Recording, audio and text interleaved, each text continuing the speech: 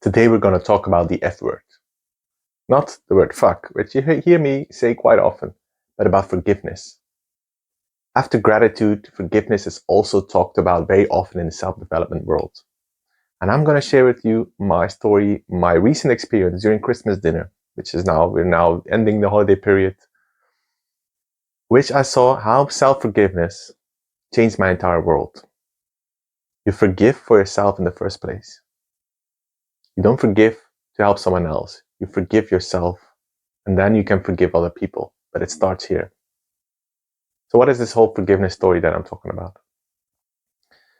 I grew up in a big family. 5 brothers, 2 sisters. So we're with 8. I'm number 5. And I was a very angry child. I didn't feel seen or heard by my mother. My dad was working late. My mother was always working house chores. So I started to build resentment. Things didn't feel fair for me. It didn't feel like justice was being done. Everybody was getting away with shit.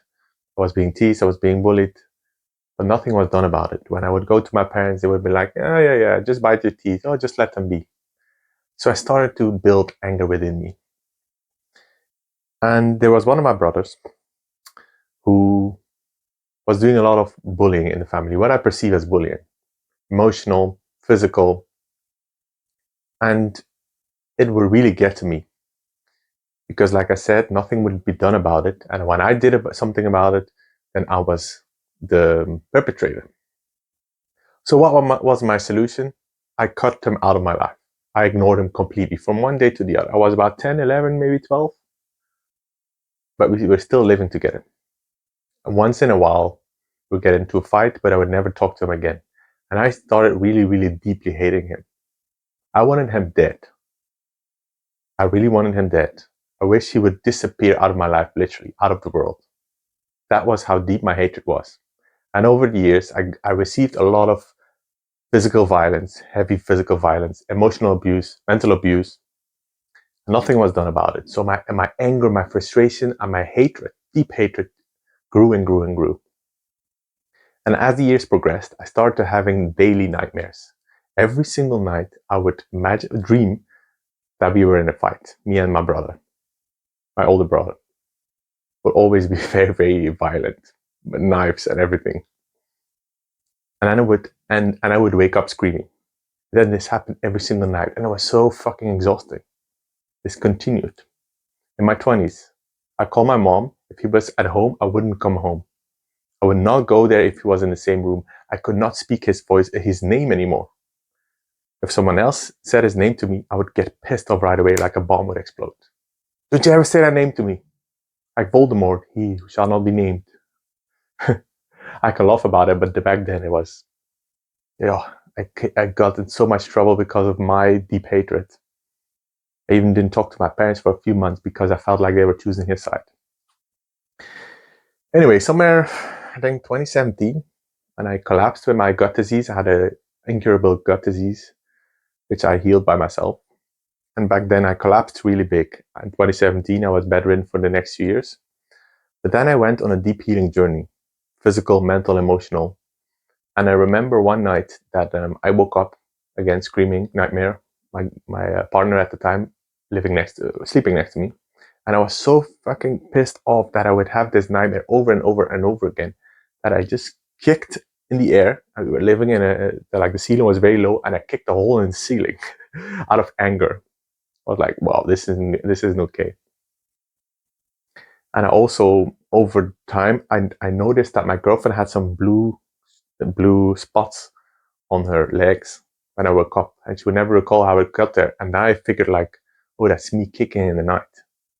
Like, well, what if you have a child one day and I kick her in the night while I'm sleeping? So all of that together made me realize I have to do something about it. This has been going on for 15 years or something like that. And my life is being controlled by another person. I'm letting my life being controlled by someone else. It's not even in my space. So I went into therapy, got up psychologist. Wow.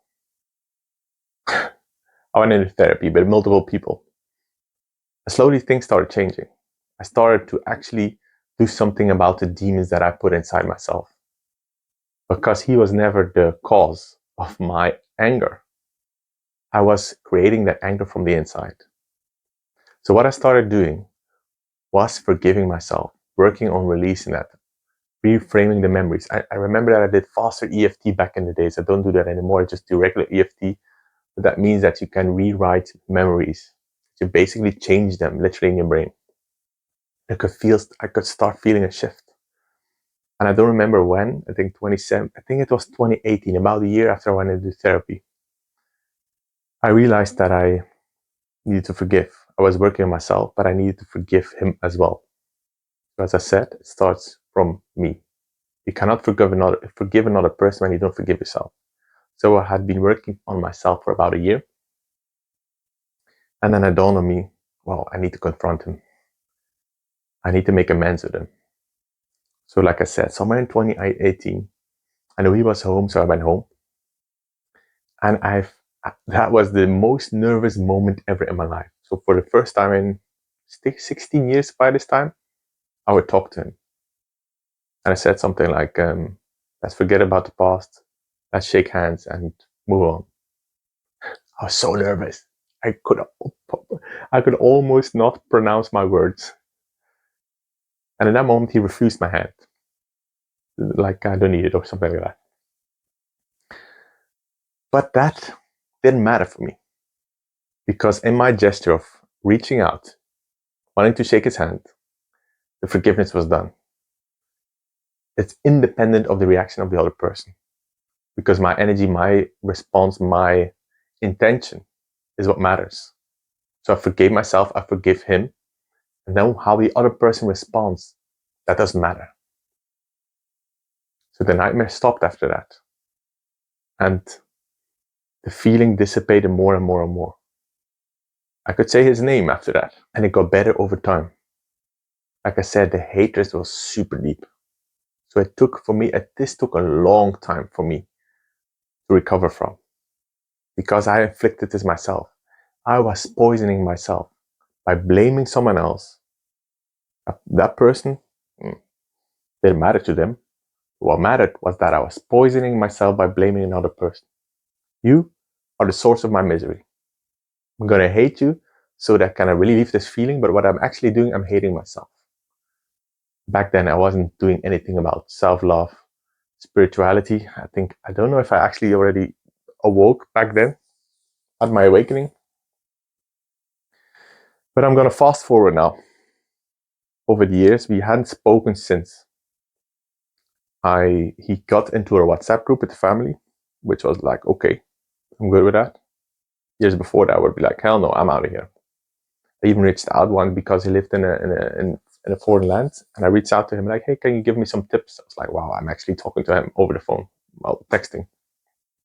So then fast forward to Christmas dinner 2024. I know he's there. So I arrive at space. I go to him. I say hello. I want to give him a fist bump, but he opens his hand. So we actually shake hands. And I was like, wow, I'm actually shaking his hand after 20 years. 20 years, no contact, basically.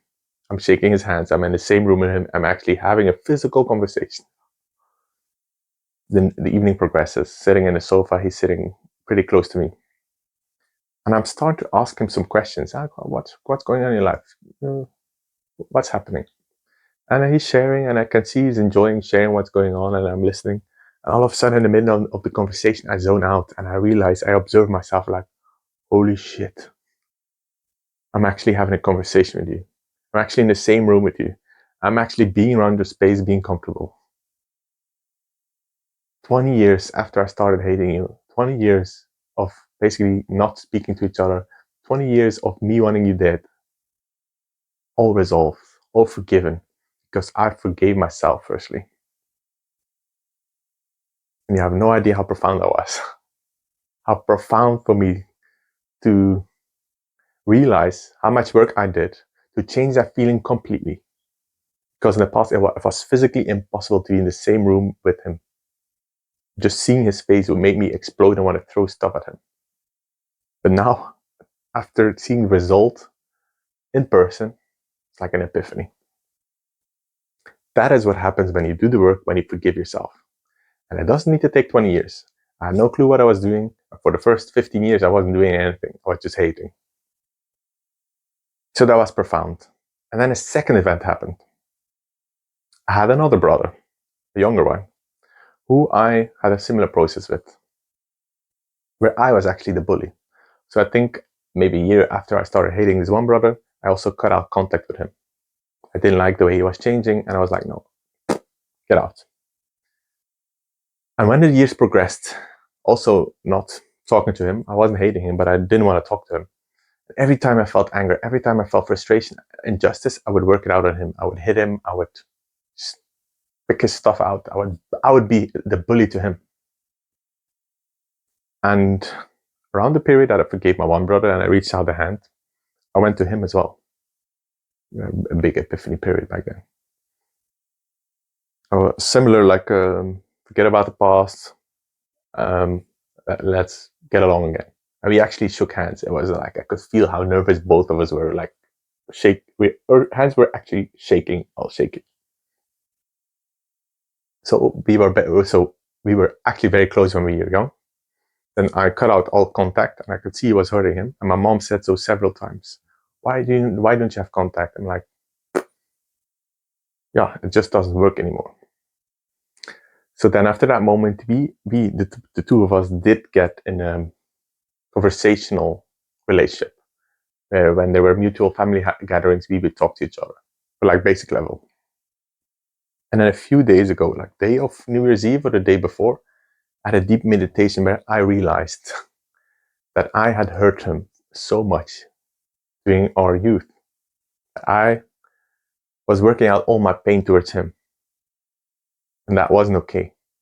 So I sent him a text to say this and to apologize, to deeply say I'm sorry. And I'm glad that we're back in good shape, good space. He said, no worries. Happy New Year, we're all good. But I realized I had never, ever said sorry to him for all the pain that I inflicted because I was in pain, because I was in frustration my whole youth, because I didn't know how to handle my pain, my traumas, my injustice.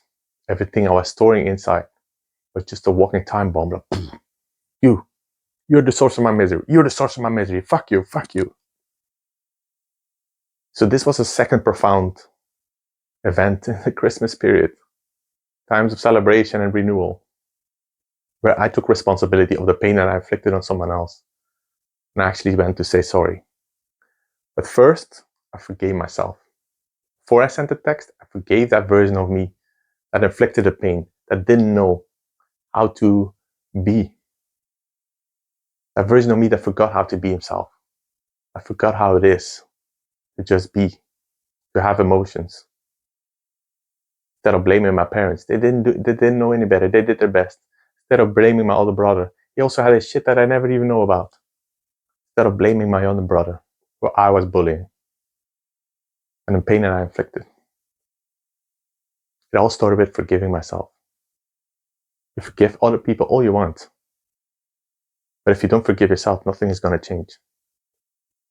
And forgiveness is only virtuous and respected and true when you forgive without wanting something. Instead of, I forgive you, now you give me something. I forgive you because I need something. You just forgive because you want to let yourself free. And that has been a big epiphany for me. You can only forgive someone else when you forgive yourself. And I've done many, many things over the years. But what I would say to you, if you recognize something about my story, or like something that came up, like I actually want to forgive that person or that event, or I did this in the past, I want to forgive that. My invitation to you